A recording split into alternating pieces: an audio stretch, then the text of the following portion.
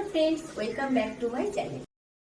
দেখো, আমরা যখন নার্সারি থেকে কোনো গাছ নিয়ে আসি তখন কিন্তু গাছটা দেখে শুনে 10টা 15টা গাছের মধ্যে একটা সুন্দর দেখে গাছ চুজ করে নিয়ে আসি, যার পাতাগুলো সুন্দর থাকে, যার পাতাগুলো অনেকটা বেশি অনেক পাতাওয়ালা গাছ থাকে, বা কোনো গাছে ফুল ফুটে থাকে, এরকম দেখে শুনে কিন্তু নিয়ে আসি। সেটা তো কোনো সমস্যা নয়।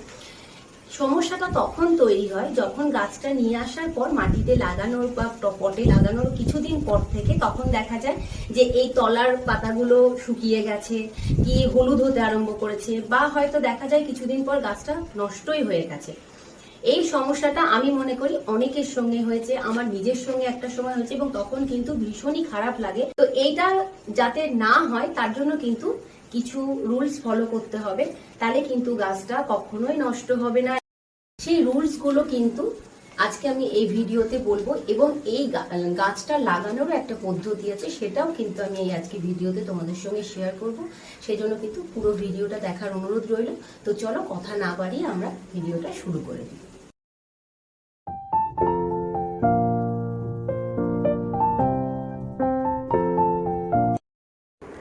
আমাদের 1 নাম্বার রুল সেটা হচ্ছে যে নার্সারি থেকে গাছ এনে কিন্তু সঙ্গে সঙ্গে আমরা টবে লাগিয়ে দেব না।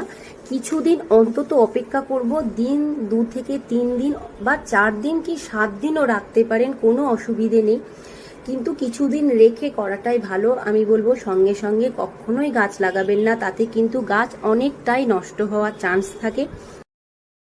আজকে 2 নম্বর রুলস হচ্ছে যে গাছগুলোকে কিন্তু এনে নার্সারি থেকে আপনাদের যে বাকি যেখানে গাছপালা রাখা থাকে সেই গাছপালার মাঝখানে কিন্তু গাছগুলোকে রেখে দিতে হবে। দেখুন, আমি যেমন এখানে রেখে দিয়েছি, এই গাছগুলো কিন্তু আমার 3-4 দিন হয়ে গেছে নার্সারি থেকে আনা, এবং আমি এইভাবে গাছগুলোর সঙ্গে বাকি গাছদের সঙ্গে এইভাবে ওদেরকে রেখেছি, যেহেতু ওরা একটা অন্য পরিবেশে ছিল এবং সেই পরিবেশ থেকে আর একটা আলাদা পরিবেশে আসছে, তো সেই পরিবেশটার সঙ্গে যাতে মানিয়ে নিতে পারে সেই কারণে, বা অন্যান্য গাছদের সঙ্গে যেখানে থাকবে সেই জায়গাটার সঙ্গে যাতে পরিচিত হতে পারে, সেই জন্য কিন্তু গাছগুলোকে আমি এইভাবে দিন 3-4 বাকি গাছদের সঙ্গে ঠেকিয়ে এইভাবে কাছাকাছি রেখে দিয়েছি। রুল নাম্বার 3 নাম্বার রুলস হচ্ছে যে গাছটা কিন্তু নার্সারি থেকে আনার পর, দেখুন এই গাছটা আমার কিন্তু একটু কিরকম হয়ে গেছে, তার কারণটা হচ্ছে যে আমি কিন্তু বেশ কয়েকদিন গাছটাতে আর জল দিইনি। আনার পরে কিন্তু যেখানে সেখানে যেমন তেমনভাবে ফেলে রাখলে হবে না, এটা আমি আপনাদেরকে দেখাবো বলেই জলটা দিইনি, না তো আমি জল দিয়ে দিতাম। সেটা হচ্ছে যে যেখানে সেখানে ফেলে রাখলে কিন্তু হবে না, গাছদের সঙ্গেই রাখতে হবে। যে নিয়ে এলাম আর লাগাবো না, এখন 3-4 দিন রেখে দিই, যেখানে সেখানে রেখে দিলে কিন্তু হবে না, গাছেদের মাঝখানেই রাখতে হবে, এবং প্রয়োজনে দরকার পড়লে মাটিটা চেক করে কিন্তু জল দিতে হবে। দেখুন, এই গাছটা কিন্তু একদমই শুকিয়ে গেছে, মাটিটা পুরো শুকনো, প্লাস গাছটা দেখেও বোঝা যাচ্ছে যে ঝিমিয়ে গেছে। আজকে 4 নাম্বার রুলস হচ্ছে যে গাছগুলো আনার পরে কিন্তু অবশ্যই ছাওয়া দেখে রাখতে হবে, একদমই যেন রোদ না লাগে সেই রকম জায়গায় রাখতে হবে। যেহেতু দেখুন একদমই ছোট ছোট প্লাস্টিকে লাগানো আছে, খুব বেশি মাটিতে লাগানো নেই, এবং এই গাছগুলো যখন আমরা নার্সারি থেকে আনি ওরাও কিন্তু ছাওয়াতেই রাখা থাকে। সেই কারণে এনে কিন্তু যে রোদের মধ্যে ফেলে রাখলাম, বেশ 2-1 ঘন্টা রোদ পেয়ে গেল, সেরকম জায়গায় রাখলে কিন্তু গাছগুলো নষ্ট হয়ে যাবে।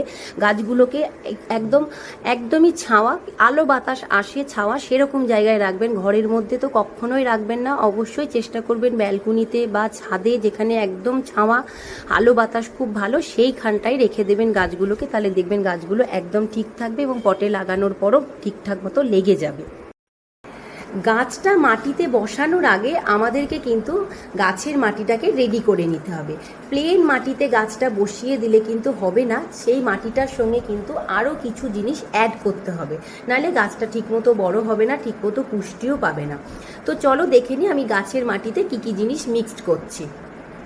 প্রথমেই নিয়ে নিচ্ছি এখানে আমি 50% প্লেন বাগানের মাটি, আর তার সঙ্গে অ্যাড করব 30% বালি। বালি কিন্তু গাছের জন্য ভীষণই একটা ভালো জিনিস, তাই গাছ লাগানোর সময় বালি অবশ্যই একটু অ্যাড করবেন। এবার নিয়ে নিচ্ছি 10% কোকোপিট। কোকোপিট হচ্ছে একটা কমন জিনিস, এখন ইজিলি নার্সারিতে পাওয়া যায়, নারকেলের ছোবা থেকে তৈরি হয়। আর নিচ্ছি শিংকুচি। শিংকুচি হচ্ছে মাটিটাকে উর্বর করে, সেজন্য নেওয়া হয়, এটা 1 চামচ মতো নিচ্ছি। আর ছোট চামচের 1 চামচ নিয়ে নিচ্ছি নিমখোল। নিমখোল হচ্ছে গাছে যাতে পোকামাকড় না লাগে সেজন্য ব্যবহার করা হয়। আর নিয়ে নিচ্ছি 10% ভার্মি কম্পোস্ট, মানে কেঁচো সার। এবার এই সমস্ত কিছু আমরা একসঙ্গে মিক্স করে নেব। আমি এবার একটা পট নিয়ে নিয়েছি, একটু বড় সাইজেরই পট। গাছ অনুযায়ী তোমরা পট সিলেক্ট করবে। আমার গাছটা একটু বড় আছে, সেই জন্য আমি গাছটা পটটা একটু বড় নিয়েছি। এবার পটের মধ্যে সবসময় যেন একটা ছিদ্র থাকে, যাতে জল বেশি হয়ে গেলে যাতে পাশ হয়ে বেরিয়ে যায়। এবার এটাকে আমি একটু ঢেকে দিচ্ছি, তার কারণ হচ্ছে যাতে মাটিটা তলা দিয়ে না বেরিয়ে যায়। এবার আমরা কী করবো, তৈরি করা মাটিটা এর মধ্যে দিয়ে নিচ্ছি। দেখো মোটামুটি আমি অর্ধেকের কম একটু মোটামুটি আমি মাটিটা তৈরি করা মাটিটা এর মধ্যে দিয়ে নিয়েছি। এবার এর মধ্যে দেব আমি, এবার কি করব, গাছটা বসানোর আগে আমি এখানে খানিকটা বালি ওপর দিয়ে কিন্তু এক লেয়ার বালি দিয়ে দিচ্ছি। আমি প্রত্যেকটা গাছ বসানোর আগে এভাবেই বসাই, একটু বালি দিয়ে নিলাম। এই হচ্ছে গাছটা। আর এই গাছটা এবার আমরা যখন কাটবো কিন্তু সাবধানে কাটবো, যাতে গাছটা রুটটা নষ্ট না হয়।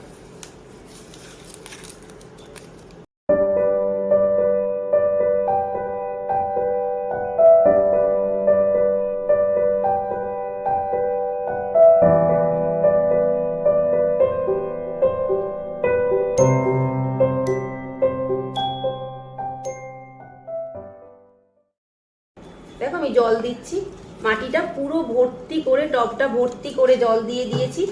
এই দেখো টবটা ভর্তি করে জল দিয়েছি। এবার এই গাছটাতে ততক্ষণ অবধি জল দেবো না যতক্ষণ অবধি পুরো মাটিটা ড্রাই হয়ে যায়। আর এবং এই গাছটা যখন এখন আমরা রাখবো, তখন আমরা একদম ছাওয়াতে রাখবো কিছুটা দিন, 3-4 দিন পরে তখন হালকা রোদ দেখাবো।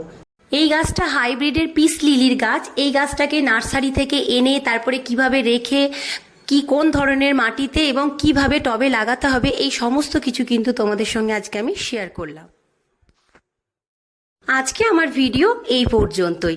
আশা করছি যে আপনাদের ভিডিওটা ভালো লাগবে আর একটু হলেও আপনারা এই ভিডিওটা থেকে উপকার পাবেন। যারা যারা এই সমস্যার সম্মুখীন হয়েছেন তারা আমাকে অবশ্যই কমেন্ট বক্সে লিখে পাঠাবেন।